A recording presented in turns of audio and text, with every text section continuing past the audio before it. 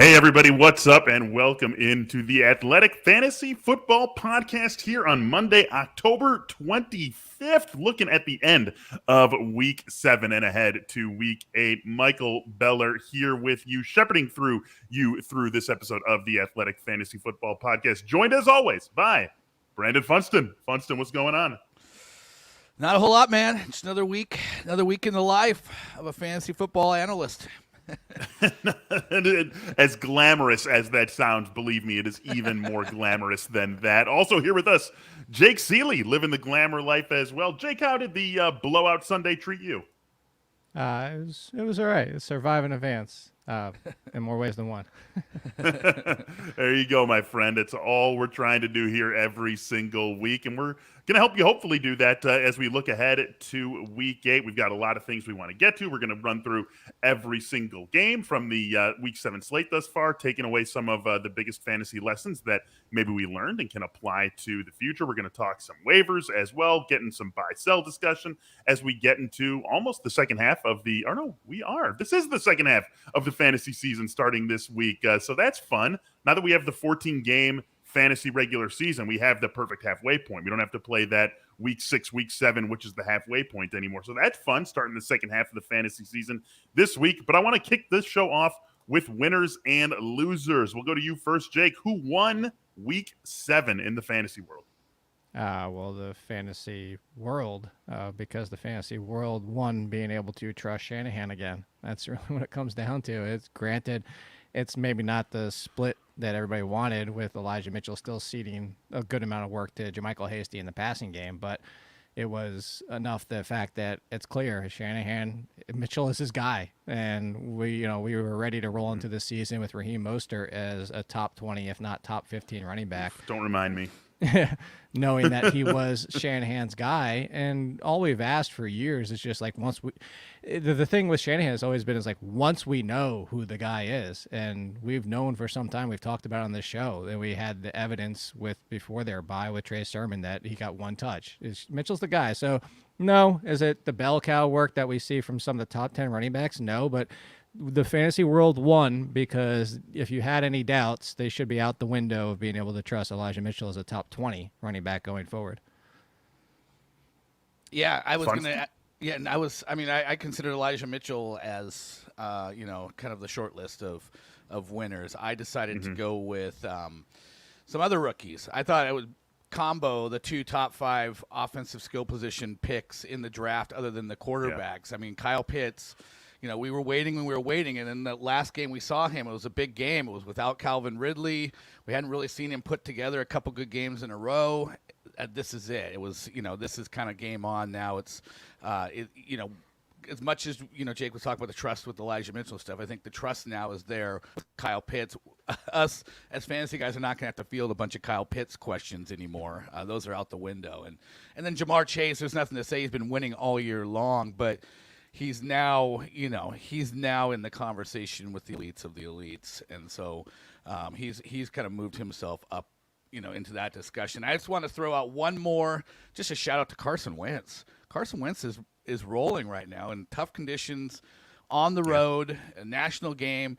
He had the one fumble, but everybody was fumbling. He didn't throw an interception, threw it 26 times, a couple touchdowns, ran one in, just played really good veteran football, and I think that's just good for Michael Pittman and Jonathan Taylor and the rest of that Colts offense going forward.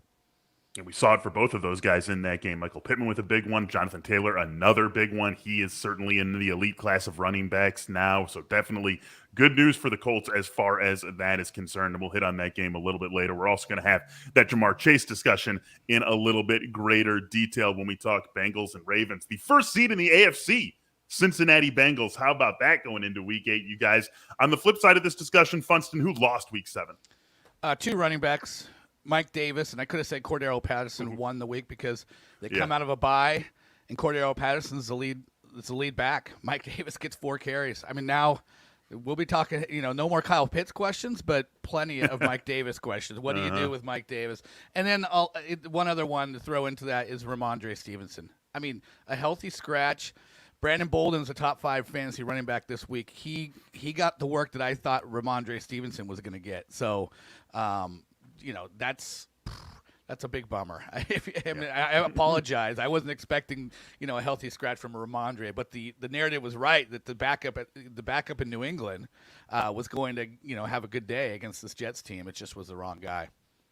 Yeah, I'm going to go back to the fantasy world again. I'm going to say the Clingers lost. Anybody still clinging to hope for Odell Beckham, Allen Robinson, and wait, there was one more. I forgot. Mike Davis, the other one? No, I mean Mike Davis. Yeah, you definitely can put him in that conversation. No, it was the wide receivers. It was wide receivers. We were still Tyler holding Boyd, on maybe. hope for. No, I mean Tyler Boyd. You could throw him. I'll definitively just throw in those two for now, and maybe I'll think about it later in the show when we're talking about other teams. But I mean, if you had any hope for Odell Beckham, or I mean, you could say Darnell Mooney too, but people had because of Allen Robinson's name. If you were holding on hope for either one of them at this point, they're drop them. Just drop them. There's you can never play them anymore. And now Jarvis Landry's back. And nothing's going to change, and Mooney's the better option, barely. Not even that he's really an option than Allen Robinson. Is so yeah, if you were clinging to hope that something was going to revitalize any of these guys, they're done. They're done. Move on.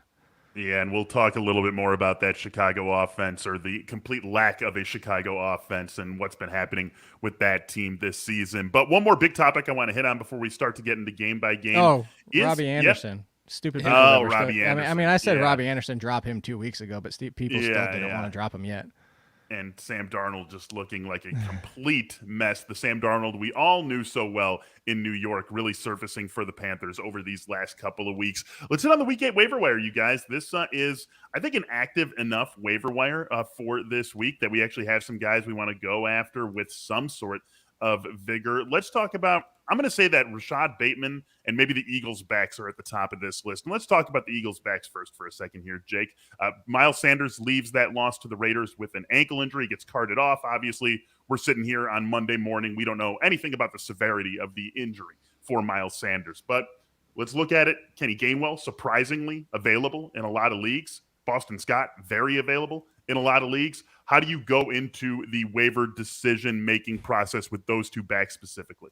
Not that interested unless I'm desperate, honestly, because Boston Scott, I just talked about it with Chris Meaney, that's his team.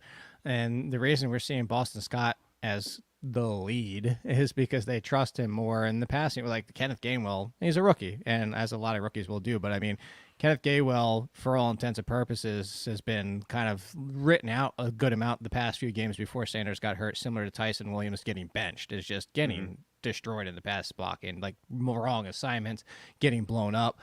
So that's not his game. So I would go Boston Scott before I went with Kenneth Gainwell. Kenneth Gainwell does have, if you want to look at like game script situation, you say, all right, well, they need to pass more, but it's Detroit this week, so you would say this should be a Boston Scott game.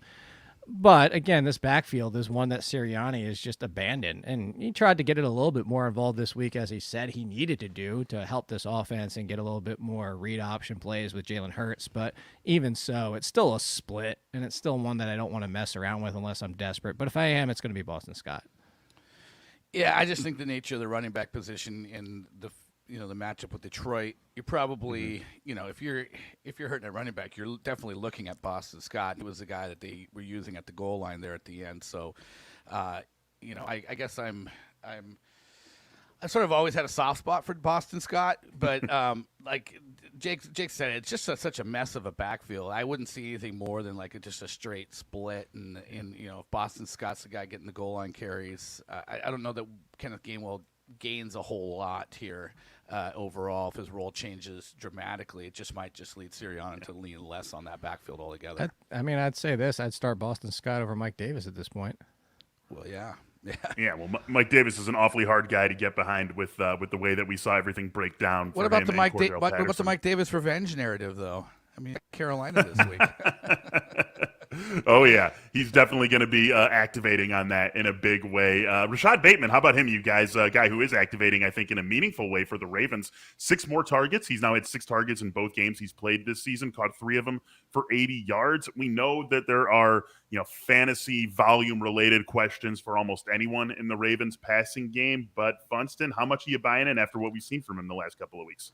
Well, I'm buying in on a talent. He's on a bye this week. Come back. Sammy Watkins probably back there in the mix. And Jake's talked about this before. It's very clear that even as talented as he is right now, he is firmly the third option in a Yep. passing game that week in and week out you cannot hang your hat on it. You don't know. I mean, it's definitely getting better, and maybe at some point we say, you know what, the third option in this passing attack isn't that bad, but right now you kind of still have some hesitancy with that. So good talent. It was nice to see him take a step in the right direction. I'm interested to have him kind of right now on my bench, but if he's still out on the waiver wire, I don't know what you're doing this week because they're on bye. I mean, if you have the luxury of just throwing him there and stashing him, that's fine. That's worthwhile.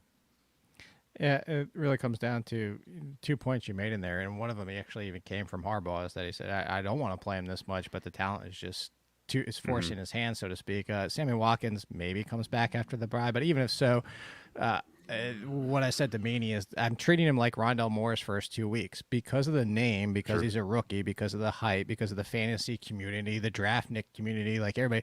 The hype around Bateman has always been higher than his value has ever been. And even by having 2 decent games, the value has done nothing but either hold or potentially go up. So I see tons of trade questions in my waiver and ranks column every single week. And I see that Bateman, granted, not every single league, but Bateman's carrying top 30 wide receiver value in trades. And if you can get that, get the hell away from him. And I'm not saying like, oh my God, like he's going to be terrible, but he's a wide receiver 4 going forward. So if you can get that, that's why you get out. And I'm not saying this to victory lap people, but I'm saying everybody who didn't listen for Rondell Moore after the first 2 weeks are kicking themselves right now. Big Ten contributing some meaningful wide receivers, though. Let's just talk about that. Purdue and Minnesota right there. Getting in there. The Big Ten. Rashad Penny, let's talk about him really quick, you guys. Plenty of leagues you can drop someone right now who you didn't start this week and pick him up before the Seahawks and Saints play on Monday Night Football. It's going to be Penny's season debut. We know Alex Collins is going to be out there for the Seahawks as well. What are expectations for him this week, Jake? I mean, what do you think you see? What are you encouraged to see from him this week? We know that Chris Carson's going to be out at least a couple more weeks, so maybe there's a path to Rashad Penny carving out some sort of fantasy meaningful role, depending on how he goes tonight. Yeah, look, I think we talked about it last week. I would love for Rashad Penny to be a thing. I mean, I'm one of the biggest Penny fans there are. People know that. At this point, with the fact that Alex Collins is going to be active, I don't have a lot of hope also because you still have Homer. We still have DJ Dallas. We still have what we went into the season with when everybody was healthy with Chris Carson, as they had 5 running backs. Well, now they're down to 4 just because they don't have Chris Carson. Pete Carroll still gets everybody involved. It's kind of something we've said about Patriots for years on end, is that if it was down to just 2 even, I would be invested. And I do think Penny has the most upside. So, yeah, if I can still make a move right now, or if I didn't already, I would go stash Penny just in case. If he came out of this game as the best option, it wouldn't shock me because that's his talent. But it's his first game back coming off yet another injury. So I have a lot of excitement for Penny. I don't have a lot of excitement for fantasy. Yeah, I mean, just as a Seattle guy, I would love to see like 8 carries tonight, something like that. And probably he is going to play the same role he's always played, which is kind of like that guy, that they use on the edges in complementary role to the lead guy. I would think Alex Collins will continue to be that guy. But yeah, I mean, Chris Carson's the interesting one because I have not seen any kind of like anybody hazard a guess on when they think he'll be back. I mean, it's just completely up in the air, and I kind of tend to think like this could be a while, if we see him at all this year. Right. So there could be something here. It's worth casting a line on Penny and just hoping that and Alex Collins isn't 100% healthy, so maybe if Penny is looking good, they actually lean on him a little bit more in this Monday night game, and then you get Jacksonville next week, and suddenly he's looking really good. Yeah, just real quick. That's the only reason I'm even mildly interested is because I wonder if that Chris Carson even comes back. Like if we knew Chris Carson was coming back like David Montgomery in like 2 or 3 weeks, I'd be like, man, forget Penny. Like that's how frustrating this backfield looks to be. But I'm with Brandon on that. Like some of the reports make it sound like he just might not come back this year. Yeah, and maybe even more so if Seattle continues to not be much of an NFC playoff contender, which could be the case depending on Russell Wilson as well. Let's wrap this up with just a couple of other names. Michael Gallup, potentially returning from IR in Week 8. Russell Gage had a decent little game against the Dolphins in Week 7. Alan Lazard did the same for the Packers. Brandon Bolden, Darius Slayton. Anyone getting your juices flowing out of that group, Funston, or throw out your own guy maybe? Well, I mean, if I knew Brandon Bolden was the number 2 in that backfield, I would be interested, But I just don't know. I mean, you just don't know with Belichick. So I guess in Allen Lazard, Marquez Valdez-Scantling's close to returning. Thursday night though, maybe not back this week. We've played this game before. Yeah. You said Gallup. Who else did you throw out there? Yeah, Gallup potentially returning from IR in Week 8. We've also heard his name bubble around a little bit in trade rumors. Maybe that'd be better for him to go to a spot where he's not competing for targets with CeeDee Lamb and Amari Cooper. Darius Slayton, as long as Giants guys are injured, maybe could provide you a little bit of value. Russell Gage also, we know that's Ridley and Pitts, but still Russell Gage, 4.6, 67, and a touchdown in the win over the Dolphins. Any of those guys for you? I guess Darius Slayton, because, I mean, who knows who's going to be healthy for the Giants receivers next week, but Darius Slayton's probably in that lineup against that Kansas City Chiefs defense.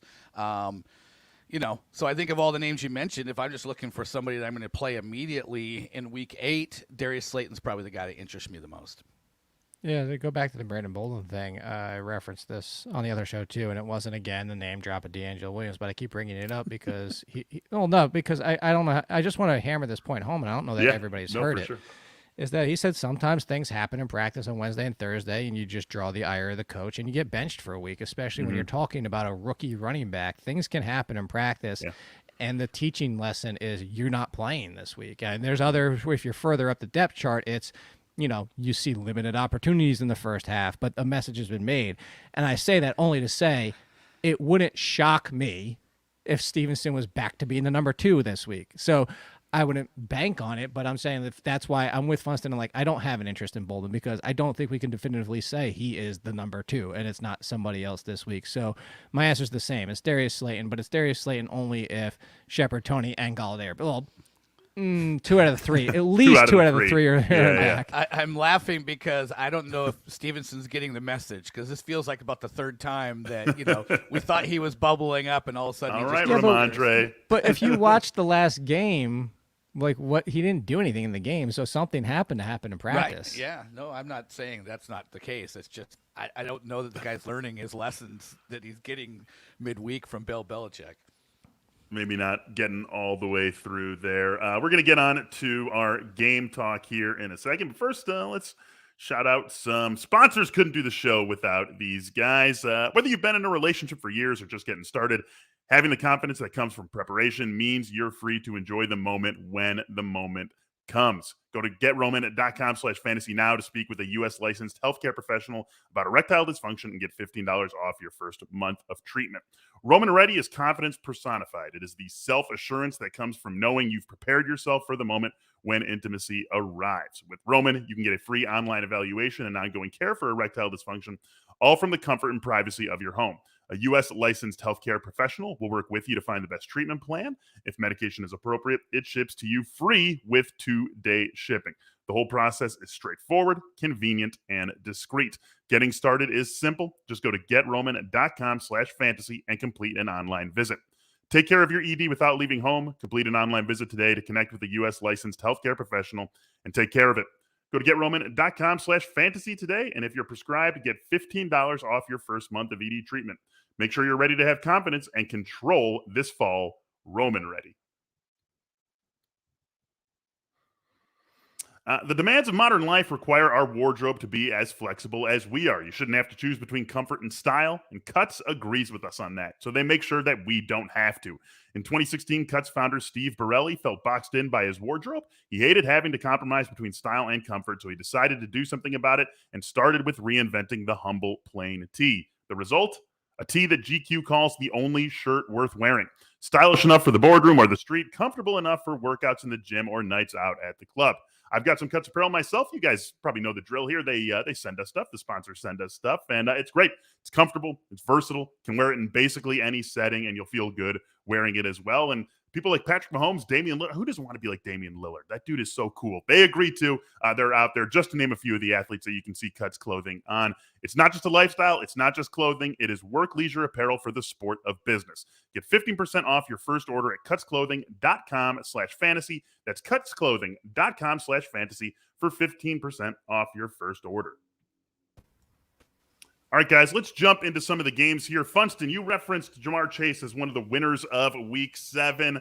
How many wide receivers would you rather have than him rest of the season? I mean, where is he now in these rankings for the remainder of the year? I think, obviously, I would still take Devontae Adams, Tyreek Hill, probably Cooper Kupp. And then I think you start to vacillate between, people. Would I rather have Stephon Diggs or Jamar Chase? Would I rather have Mike Evans or His Jamar Chase? college teammate? Yeah, I just think Perhaps Justin Jefferson? Yeah, Justin Jefferson or Jamar. I think that's the point where you start to say, you know what? If someone was in a draft right now, and they took Jamar Chase right after those guys, I would say, okay, that's fair. So I think that's kind of where we're at.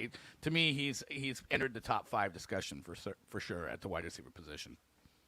Yeah, I had a conversation with Chris about keepers and dynasty, and the fact that the conversation's even slimmer than that, because you probably don't take Adams not knowing where he's going or how much time he's got left, and you don't know necessarily who Justin Jefferson's quarterback is the rest of the way. And I'm answering that to say he's definitively in the top 10. He's possibly inside the top 5. The conversation is basically now, are we already talking about him as elite? I said this year and dynasty, I would still take A.J. Brown, just because specimen-wise, and it really comes down to that's the one. If you're talking about how similar they actually are as wide receivers, they're both dominant wide receivers, but A.J. Brown's got the physicality that Chase just will never have. His body's just not built that way. But the fact that we're having this conversation that's just all you really need to know. Just another ridiculous game for him. 8 catches for 201 yards and a touchdown in the Bengals. Announcement of being real contenders in the AFC, that 41-17 win over the Ravens. On the other side of this game, Jake, we saw Marquise Brown come through with another big game. 5 catches for 80 yards and a touchdown. And we're going to talk about this idea of the buy-sell breaking point for a few receivers today. Where is that on Marquise Brown? I guess it's similar to like a rest of season value question, but like where does buy become sell or sell become buy for you on Marquise? I would say if you can get top 15, sell. Outside of that, I'm fine with holding. Similar conversation we've had before, and I brought in 2 names to this conversation, and I said Tyler Lockett with Russell Wilson and peak Deshaun Jackson. And we get frustrated because of the down games. We get frustrated when we see the 2 for 30. But guess what? Not every wide receiver is a top 10 wide receiver, and that's why you don't get top 10 wide receivers at all 3 positions. It's just that's what the difference is between getting the names we just talked about in the first or second round and then these guys later in draft. So at this point, it's not a bad thing of who he is. You deal with the 2 for 30 because those happen 3, 4, maybe 5 games. You get another 3 or 4 games mixed in there where it's more of a 3 for 60 or maybe 2 for 20 and a touchdown. And then you get the half of the season where he's finishing as a wide receiver 1. So this is what you go out with, and it's great to have as a wide receiver 3 if you went running back heavy. And I'm saying this now like kind of your similar question about Jamar Chase, is if you were drafting today and Marquise Brown was your wide receiver 2, you'd be okay with it. You'd prefer him to be your 3, but you'd be okay with him now as your 2. So top 15, get the hell off my team. But if I'm not getting that, I think I just hold on to it. Yeah, I might even value him as you talking about top 15 wide receiver. Yeah. Yeah, I might even value him a tad higher because I look at it. So he's had a 3 for 53 and a 4 for 35 game. So those are his 2 worst games. Everything else in half PPR is 16 points or better. And I look at this Baltimore offense, and you can't Kansas City the Baltimore offense. You can't throw deep safeties because you have to worry about Lamar Jackson at the line of scrimmage. You have to worry about Mark Andrews across the middle, and then you have Marquise Brown.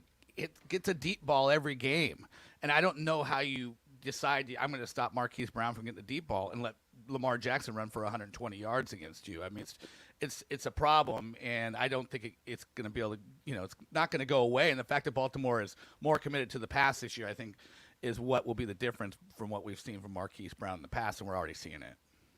Yeah, Brandon, you're providing us with just the perfect transition to the next game. Chiefs and Titans. I mean, you could told me before the game the Titans would win, and I would say, yeah, sure, I actually bet on the Titans at plus 5.5, so feeling good about that. But 27-3 was not in the cards for anyone. Brandon, any cause for concern with the Kansas City offense? Tyreek, Kelsey, Mahomes, any of these guys?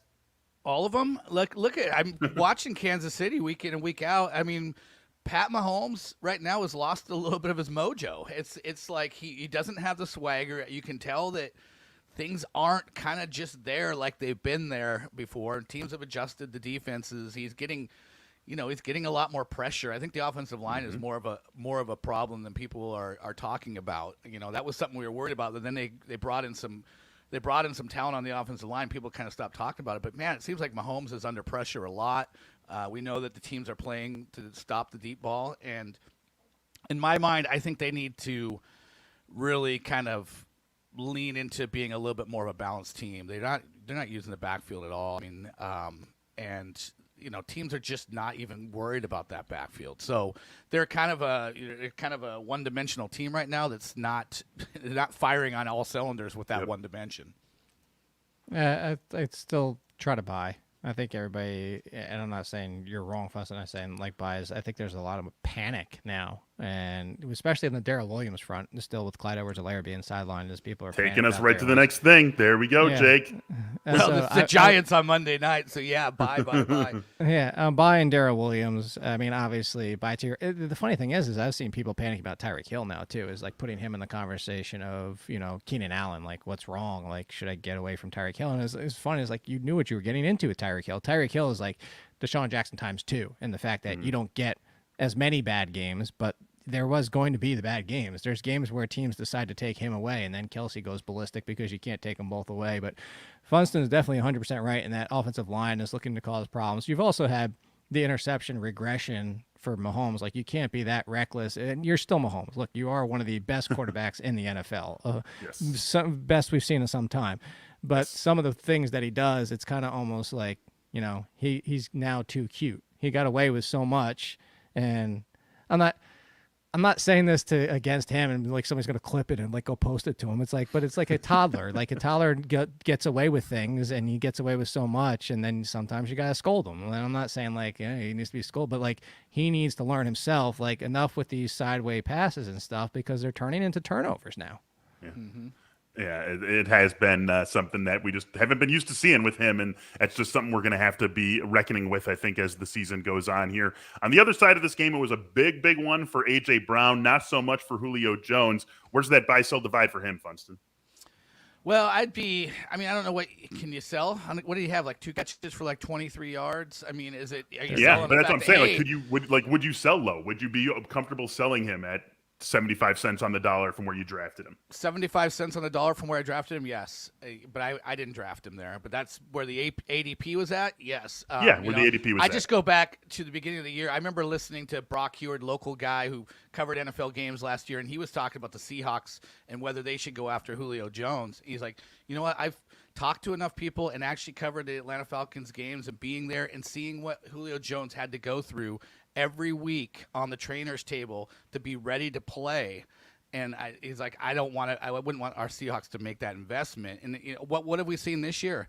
It's every week. It's a major chore. Is Julio Jones going to be out there? This doesn't go away. Not at this point in his career. Not with the history of his hamstrings and the legs, the lower extremities. Like, I just think that he's too much of a hassle. If you can get 75 cents on the dollar for his EP price, absolutely, I'm selling.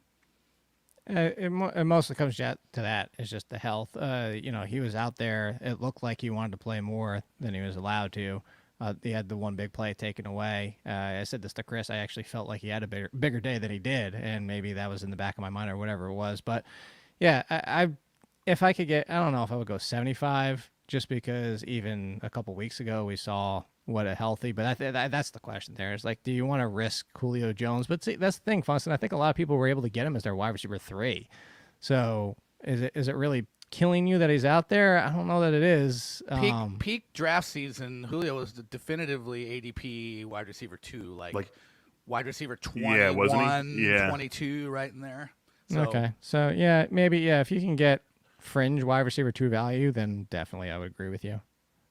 All right, guys, let's go on to Falcons and Dolphins. The one game that was actually in doubt, the result of which in the fourth quarter yesterday. We already talked a little bit about Mike Davis, so let's skip that one and go to the running back on the other side of this. Jake, do you want a ticket for the Myles Gaskin roller coaster? No, get that. I was off last week, and I'm still not getting back on. If you could sell high after this game, I absolutely would. Honestly, it wasn't looking that good until late in the game. It's the same thing that's been going on with the case. Is they were down in a game that nobody expected them to be down, and that's why Gaskin was getting so more work. And that's if you want to try and play the schedule and go, hey, game by game, they're at Buffalo. It should be a Myles Gaskin week. Again, this is so many running backs are hurt. I don't want to say nobody is valuable. I even mentioned the waiver column last week. Look, if you need somebody, you need somebody. Would I roll out Myles Gaskin over Mike Davis at this point? Absolutely. But if I can avoid it, and if he's on my team, I would absolutely look for the sell high opportunity because the value is now back to where he was being drafted in the preseason, and that's like a low end RB2. And I just don't think you're going to get that consistently. I will say, though, that this coming week is Buffalo on the road. If there's a Myles I already Gaskin. said that. You weren't listening. Oh, sorry. I was looking at the schedule while you were talking, so must have, yeah. This is a Myles Gaskin setup this week, so we'll see. It's hard to pin this guy down, though. It's hard to pin this entire offense down, but maybe we can start pinning it down after a second strong game out of Tua Tagovailoa. 4 touchdowns in this one, threw the 2 picks, but he threw the 4 scores. He was working in really all his receivers. Another good game from Mike Gesicki, another good game for Jalen Waddle. He didn't have Devontae Parker at his disposal and still had this maybe best statistical game of his career. So, Funston, are we believing in Tua? And if the answer is yes, what does that mean for the rest of this Dolphins offense? Well, so I believe in Tua in that he's what we thought Joe Burrow was going to be, which was just a massive volume quarterback. And even when Jacoby Brissett was in there, they have to throw. It's extension of our issues with Myles Gaskin is really the issues with this Miami backfield, and the fact that they don't even pretend to want to run the football a whole lot. So, and because this defense is not as good as we thought they were, they're playing scoreboard chase a lot, so they're sort of, another way of looking at it is they're like the AFC's version of Detroit. So, in that regard, like you like a quarterback in that environment, give Tua credit. I mean, he drove them down to the field, got the game-winning, or what would have been the game-winning touchdown score, and then the defense gave up the late field goal. But you got to give him credit for kind of being there in the end and making the plays he needed to. I think that's a confidence boost for him. It's a confidence boost for the coach and how they feel about him. So, I mean, I feel good about Tua because I think the volume is going to be there week in and week out. Mostly, this Buffalo game concerns me more, like not that the volume won't be there, but just how effective will the volume be. And Tua, honestly, for 3/4 of that game, Tua wasn't looking that good. It was actually looking like it made a mistake if you streamed him. But you can't take anything away from it. But it was a game that should have been a layup, and for a lot of it, it just wasn't looking very good. So I don't disagree. And he's, I was a Tua guy heading into this season. I had him as, around QB 15, 16, somewhere around there. And honestly, that's probably just still where I would have him going forward. Really quick on the other side here, I do want one Falcons topic in, and it's on Calvin Ridley. We talked about the big game for Kyle Pitts. Ridley got 10 more targets in this game, only caught 4 for 26 yards and a touchdown. When I say buy or sell Calvin Ridley, basically the question here is, Jake, are you still treating him as, something between wide receiver 4 and wide receiver 7 the way we were back in draft season? No, not even close. If I can get top 10 wide receiver value for Calvin Ridley, I'm out. And hopefully that people just look at the fact that he scored and get the hell out of there, because he's not Calvin Ridley in the fact of a couple things.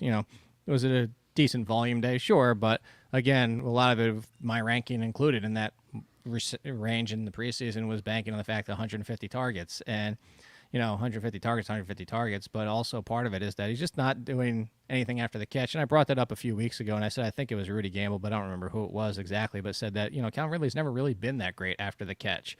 And when you're reliant like that, he's not a possession receiver, but he's not far from it. And that's the issue. And now you're basing everything. If you are a possession receiver, everything comes down to air yards per target. And if you're not getting it and it's hovering around 9, well, then you're just going to be a wide receiver 2. And you're going to be touchdown reliant. And I don't know that it's there for him. So, yeah, if I can get a wide receiver 1 value out of him going forward, I would definitely move on from him.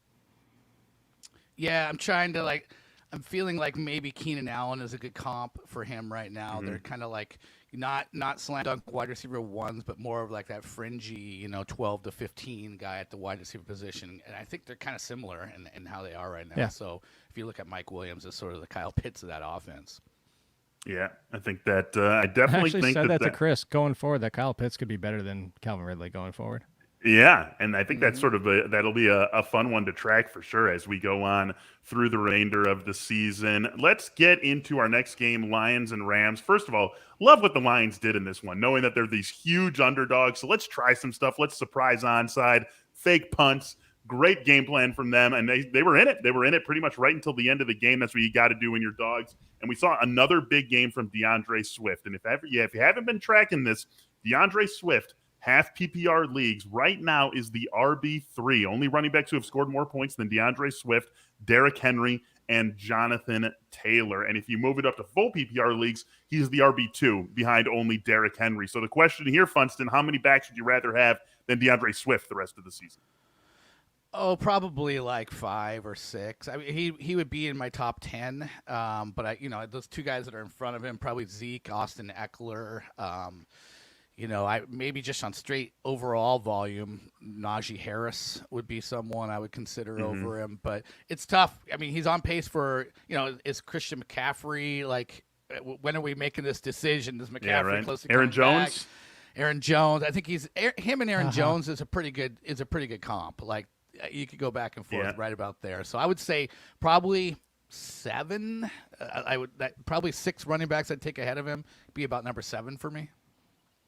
First, I just want to say thanks to Rivers because it's not been a lot of smiling this past week for me, and he made me smile with Make a List. But that's my show. We make a list on my show, so but I appreciate it.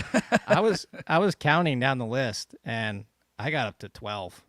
Like 12 that you'd rather have. I think you could put James Robinson in there. I forgot to mention him. So Derrick Henry, I'll just go down the list and tell you, and you can tell me if you disagree with any of them at the end of the list, but I would still take Henry, Taylor. I would still take Eckler. I would skip Aaron Jones because I thought that was a toss-up. I would take Zeke. I would take Harris. I would take a healthy Joe Mixon. I think he looks healthy. I would take James Robinson, Darrell Henderson, and then Alvin Kamara still, and I know he's down there.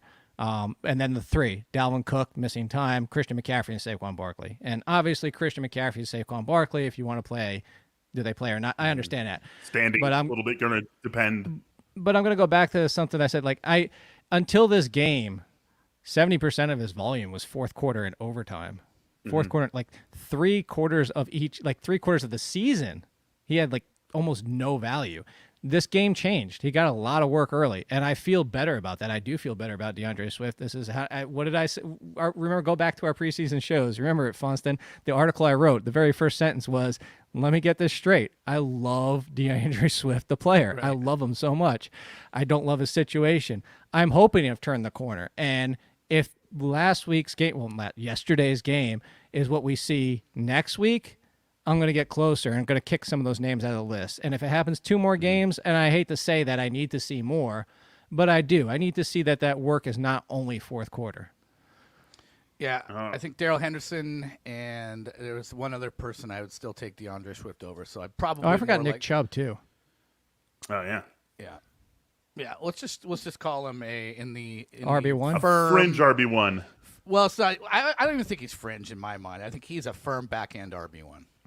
Back end RB1 for the rest of the season. And if you told me that workload yesterday was what he would see going forward, and I mean that in the fact that the first 3 quarters, I would say he's top 10, no question. I'm still hesitant, and maybe I'm going to be late to the party, but I'm still. Hey, I'm on a lot of fantasy teams, so I don't care if it happens. Shaping up to be one of the bigger values of draft season when you consider the fact that he was like a back end RB2 by the time people were really sitting down to draft in late August, early September, right? And so with what he's been doing, shaping up to be one of the bigger draft day values of the 2021 season. Going to move on here. Hit up Simply Safe. Simply Safe, the system, the U.S. News and World Report names Best Home Security Camera System of 2021, just launched their new wireless outdoor security camera. This brand new outdoor security camera is engineered with all the advanced tech and security features you want and need to help keep you and your family safe. It has an ultra-wide 140-degree field of view, so you can keep watch over your entire yard. It has 1080p HD resolution with an 8x zoom. That means you can zoom in and clearly see things like faces, license plates to capture critical evidence. It's got a built-in spotlight with color night vision, so you can keep an eye on what's going on day and night, and it's super simple to set up. Takes just minutes to do so. This camera has it all, integrates with your Simply Safe home security system, extending its protection to the outside. Together, it means every door, window, and room are protected, and now your property will be too. To learn more about the exciting new Simply Safe wireless outdoor security camera, visit simplysafe.com/athletic. You're also going to get a 20% off your new system for the first month, and the first month of monitoring free, when you enroll in interactive monitoring. Again, that's simplysafe.com/athletic.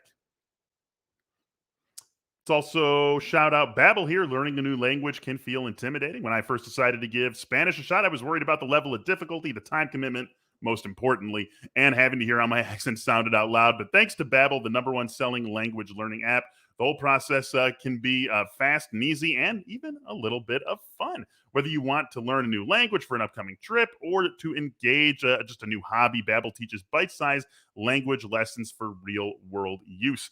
Babbel's 15-minute lessons make the perfect way to learn a new language on the go.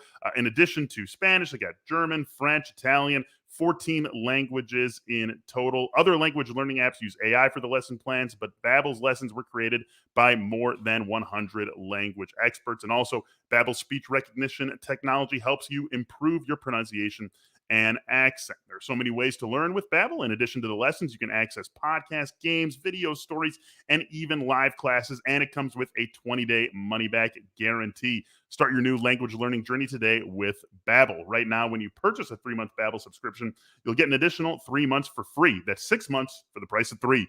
Just go to Babbel.com and use promo code FANTASY. That's BABBEL.com with the code FANTASY for 3 extra months on top for free. All right, guys, I want to talk Raiders and Eagles here next. And I just want to ask, what are we making of the Raiders offense? There's been some really good games. We saw a great, efficient game from Derek Carr in this win over the Eagles. He did it without Darren Waller. Josh Jacobs dealing with this chest injury. They do have a bye in week 8, so maybe he's back by week 9. So we've seen this offense be mostly good this season. But we also don't know, I feel like, exactly what to expect week in, week out beyond Darren Waller when he's healthy. So how do you just size this offense up, Funston? Well, first of all, if you look at their schedule, they get the Giants, Kansas City twice, and Washington in 4 of their next 6 games. So there's a lot of enticing matchups for this offense. I think the offense has been pretty balanced and pretty good in general. I have, in terms of do I trust them or not, I think I'm more on the trust side than not trust. I mean, the receivers, Henry Ruggs until this last week was making a big play every week. And instead of it being Ruggs this week, it was Bryan Edwards that had the better game. He's been around. He's been, on the periphery of our interest for most of the year. Foster Moreau was a plug-and-play for Darren Waller. That tight end position is going to be good week in and week out. And the running back position, one thing I'll say about this game, Josh Jacobs went out. Kenyon Drake was the replacement for Josh Jacobs. And I just wonder with Jalen Richard back now, if it changes things where Kenyon Drake will be the third down back when Jacobs is healthy. But then if Jacobs goes down, it'll be Drake as the lead back and Richard as the third down back, and there's no more Peyton Barber room in this backfield. Yeah, that's. Honestly, I think that's one of the bigger things we can take away from that is that the coaching changes. Like Drake is back to be like I put him in last week's waiver column. I said check to make sure if he was dropped. Not that I was expecting 2 touchdowns on 6 touches every single week, but the fact that he looked to be the backup again, which is something that he had lost before that. I was trying to pull it up from week 7 to see, but I mentioned, and I'll have it in 1 second, so that's why I'm kind of wasting time here. Tap dancing a little bit. Yeah, really what it comes down to is I looked at it last week, and I said if Bryan Edwards was dropped in your league or he's still out there, to go check because last week, and I'm seeing if it replicated again this week, and it did. Yeah. So he was only second to Darren Waller last week in snaps. And that was the first time this season, and it happened again this week, and it's actually more pronounced this week. Foster Moreau was out there for 100% of the snaps. Bryan Edwards was 88.9. Henry Ruggs was third at 69.8. That's an enormous difference. And now Hunter Renfrow, 54. When I was talking about Bryan Edwards last week, it was like it's not only that Bryan Edwards is now finally becoming a thing as the 1 and 2 with Ruggs, but I think that Renfrow is not getting pushed out of the equation. He had 7 for 50 or something like that yesterday. Yeah. So still PPR wide receiver 3, he's kind of in that same conversation. He's always probably 4 or more. Like Cole Beasley, you hope he score a touchdown. Ruggs is what he was. He's a boomer bust wide receiver 3/4. But I think the biggest takeaway is that Edwards might be a thing going forward, and he might push his name into the top 30.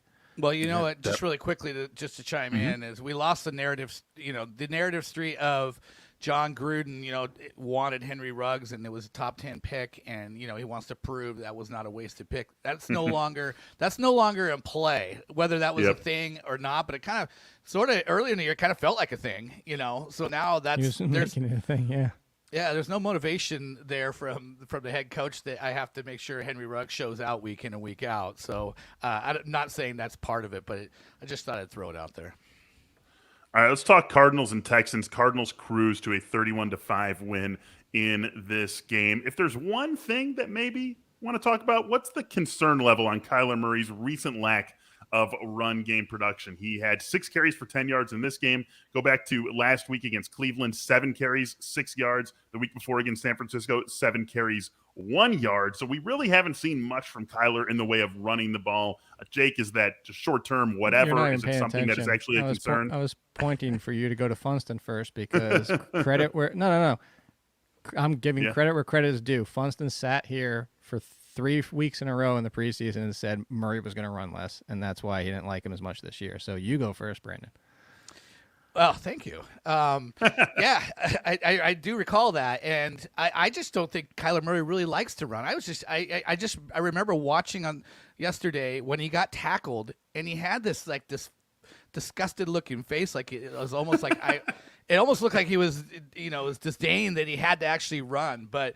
I expected him to run less. I didn't expect him to run, this much less. But I think what we're seeing right now is this coincides with when he started to complain about his shoulder, and that was almost exactly that same week. So definitely, if he's not feeling 100%, I would 100% feel like he's not going to run a whole lot. So, yeah, I think this is the expectation. You got to just kind of assume. He's not going to be Lamar Jackson here. He's not going to be Jalen Hurts. He's going to be a guy that's going to look to throw more often than not. And he's got a ton of guys to throw to, and that's working. So why run, I think he's essentially Daniel Jones, but can actually throw well. but it's an actual good quarterback. Yeah, and has better weapons. You can argue when everybody's healthy on both teams, you might have better collectively for – including Saquon Barkley versus that backfield, but all that. And I say that to say it's a short week against Green Bay, and Green Bay's defense has been abysmal against the pass, especially since losing Alexander. I don't know if he's back this week or next. I think it's next, isn't it? Is the next game? Short week. But Kyler Murray has to do it more with his arm now than he has before, which isn't terrible for fantasy. It's just we were talking about Kyler Murray as potential 1, 2, 3, like Allen, Mahomes, Murray. Take your pick, and if you have a disagreement, who cares? You're fine. You could argue Kyler Murray is number 1, but I think he's out of that conversation now. I think now he's in the second tier of quarterbacks, and it's mostly because of what Brandon called, and he just said he wasn't expected to be this bad.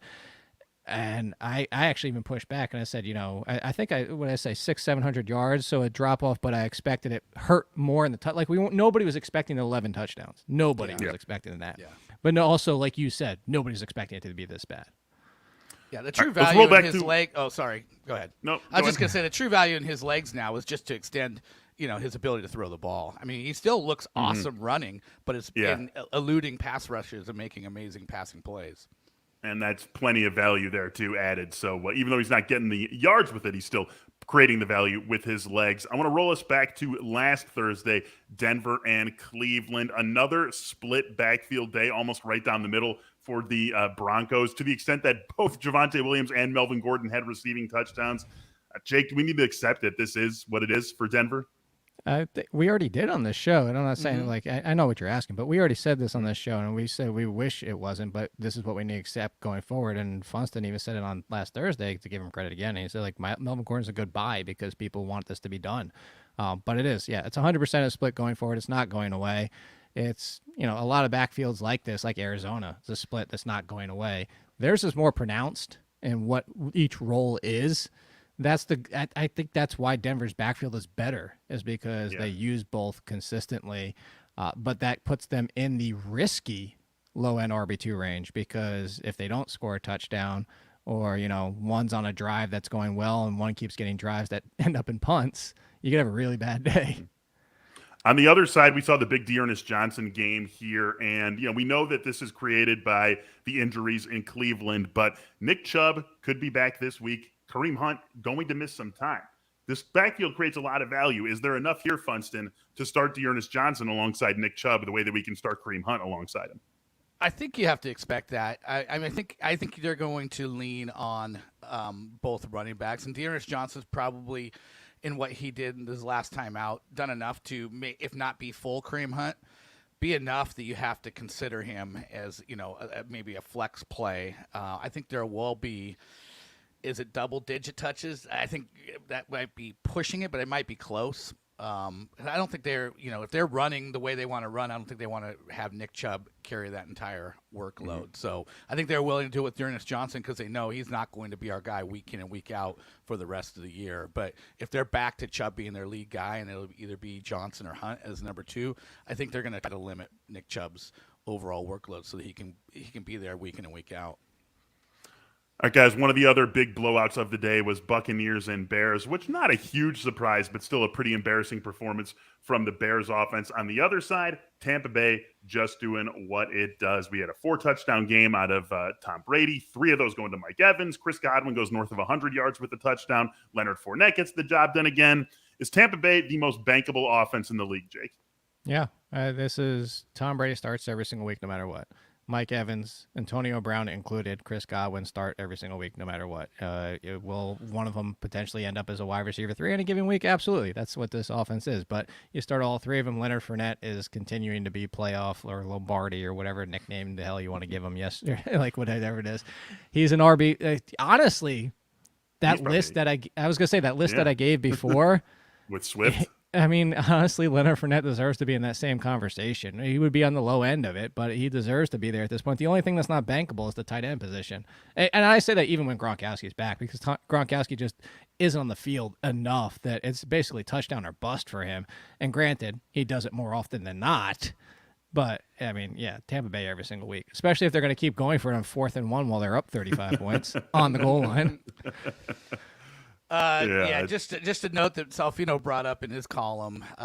Mike Evans, 20 touchdowns in 23 games with Tom Brady. Pretty good. So touchdown or bust maybe Mike Evans too, but it's touchdown every week.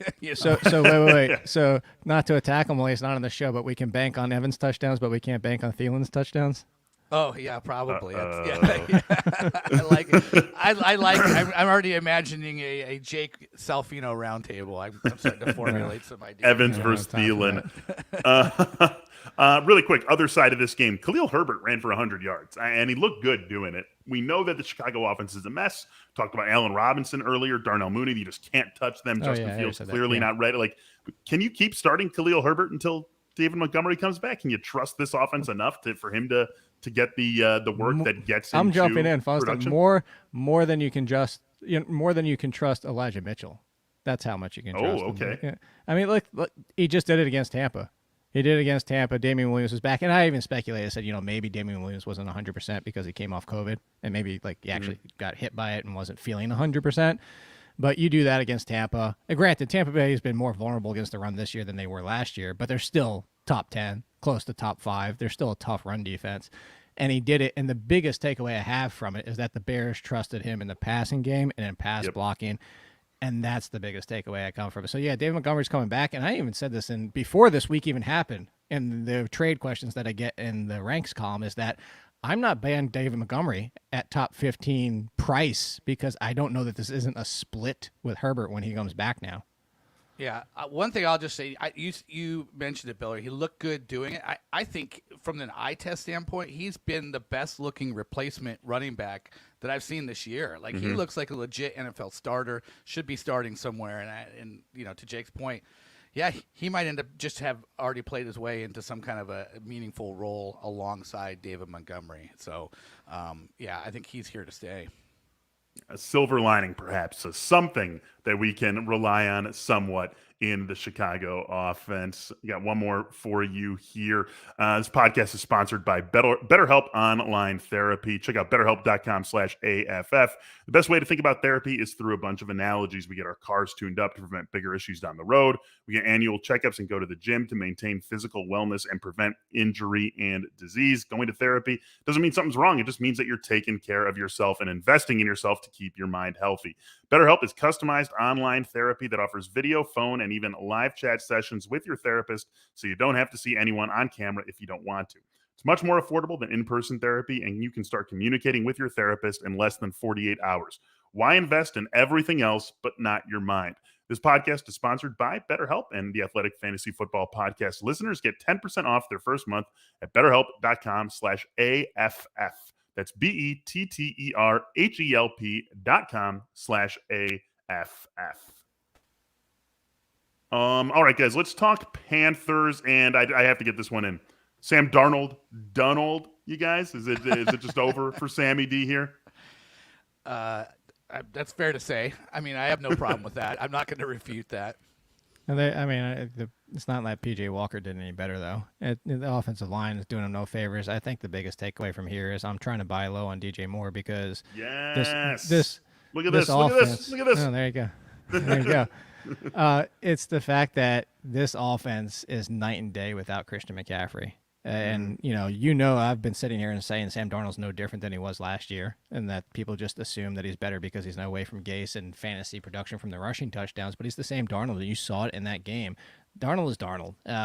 Do they think P.J. Walker is their future? I don't think so. So I don't necessarily think that it's going to all of a sudden P.J. Walker is going to be starting. But when P.J. Walker came in, it was the same issues. And so I'm not saying Darnold's not at fault, but that offensive line was just getting destroyed. I mean, they even highlighted the one play where their guard just got pushed into the lap of Sam Darnold, and that's really what it comes down to. So, yeah, I'm buying DJ Moore mostly because I'm hoping that I hope Christian McCaffrey is coming back, honestly. Yeah. Maybe we're going down last year's road again, but that's where I'm going with this. With that in mind. Oh, yeah, go ahead. No, you can get on that, Funston, too. But with that in mind, are we still starting Chuba and Devontae Booker until their starters return? Yeah, I mean, I think we're being mid RB2s. We're looking at just at recency bias here, but the weeks before, in the weeks before, we were happy with what they were doing. Last week we were happy about Hubbard. This week we were happy about Booker. Touchdown. Exactly. And really quickly on DJ Moore, all I was going to say is the same amount of targets as Devontae Adams. He has only one game less than 70 yards, and you could say it's been kind of the worst of times over like the last, since McCaffrey's gone out, which was early in the year. So. Yeah, McCaffrey comes back. I'm with Jake. I'd be buying DJ Moore if people are selling low. All right, guys. We got to wrap this show up. I have one more question that I do want to get into the show. It concerns the Packers and Washington. Packers, whatever. We know what that offense is. On the other side, Antonio Gibson played again, 14 carries, 51 yards, not heavily involved in the passing game. J.D. McKissic really took over in the fourth quarter with the Washington football team chasing. With that combined with the injury, what's the level of concern for Antonio Gibson rest of the season, Funston? High. I've been saying this. Virginia called this. He should not be playing through a stress fracture in his shin. That's just simply it's a bit of malpractice on the Washington football team. They should step in and not let him play. I mean, this is dumb, and he's clearly affected by it. I actually thought I saw him noticeably wincing, like favoring that leg when he was out there. I just think he should take 3 weeks to a month off and get this taken care of. What are they playing for? What's the Washington football team are they still competitively thinking they have a playoff chance? I mean, it's ridiculous. Get him off the field. Yeah, it's as high as it could be if somebody's willing to give you top 15 running back value trade away, just because mostly what Brandon just said. I'm worried about the shutdown, is that they might shut him down for a few games, especially as they fall further out of the race. Before we get out of here, Beller, make sure you go see Daniel Jeremiah's tweet and the fact that Justin Fields' passer rating on play action, 99. 99. He's averaging 11 higher completion percentage, 7.6 yards per attempt, a touchdown, and 0 interceptions. And the new Adam Gase. Matt Nagy is just destroying Justin Fields. Just destroy this coaching change that almost certainly is coming. Can't come soon enough from the perspective of at least one, and by at least one I mean literally every single Bears fan that just can't wait for that to go down. Thanks so much for joining us here on this episode of the Athletic Fantasy Football Podcast. For Jake and Brandon, I'm Michael Beller. Good luck to everyone who still needs something to go right for them on Monday Night Football. Thanks for tuning in. We'll talk to you soon.